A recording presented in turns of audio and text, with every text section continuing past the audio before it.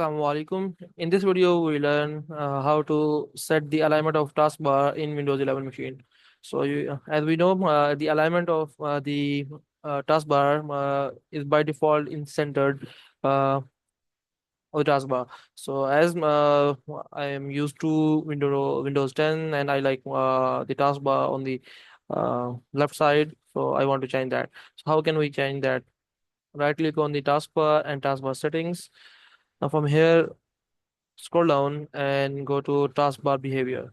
So from here you can set the taskbar alignment to left as I want to set it left. So you can see it's on left. So you can also set like automatically hide taskbar, like you can see it's hide, and when we scroll down it will be up again like this. So good luck guys. If you have any curious question, feel free to comment below, subscribe the channel, like the video.